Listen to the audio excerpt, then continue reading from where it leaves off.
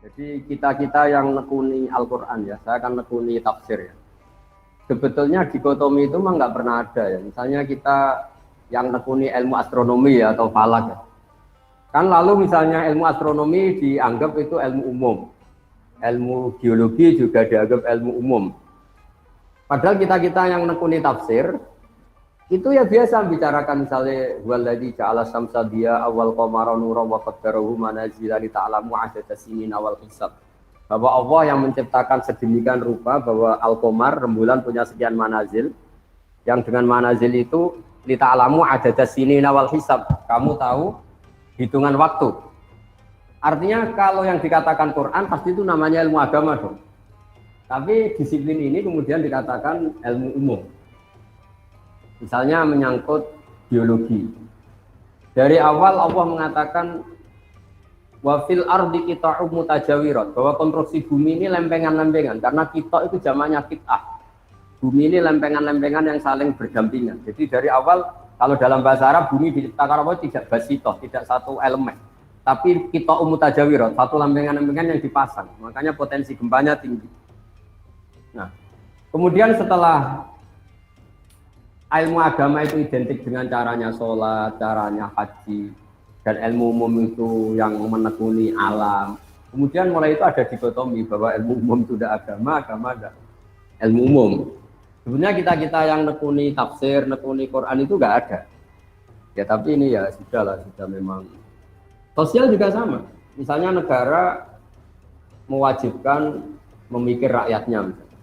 Di kita, kaidah fikih kita juga tasarruful imam ala ra'iyah manutun bil maslahah, bahwa hubungannya imam presiden dengan rakyat adalah hubungan kemaslahatan.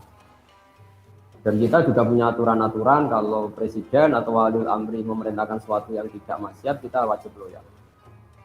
Nah, tapi kemudian tadi entah gimana asal usulnya ilmu agama ini dianggap yang berdoain itu ilmu agama, tapi ilmu agama yang mana sebetulnya? Karena ilmu agama itu banyak. Mengetahui halal haram itu ya berdoain, terus ngerti najis dan sebagainya juga berdoain. Tapi sebetulnya di antara aturan agama adalah mengerti bahaya yang dan tidak bahaya. Di situ juga ada misalnya sistem alam ini kalau digerogoti itu akan terjadi gini-gini likuifaksi. Itu ya dibicarakan misalnya amin teman fisama ayaksifa bikumul ardo fa idza hiya tamur. Kamu hati-hati di bumi, potensi bumi itu bisa tamur, bisa melumer, bisa likuifaksi. Terus kata Allah, kamu di bumi juga jangan merasa aman, bisa saja benda di langit setiap saat itu bisa jatuh. Ayur sila alikum hasiban, misalnya meteor setiap saat juga bisa jatuh. Nah, Quran itu membicarakan semuanya, mulai ilmu agama, tapi lama-lama ini dikatakan ilmu umum. Nah, kenapa ulama tidak berontak? Ini saya beri bocorannya. Karena ilmu umum ini, ilmu-ilmu yang dikatakan umum ini, misalnya di teknik atau di biologi atau di astronomi, ini ilmuwan-ilmuwan itu mengalami perkembangan.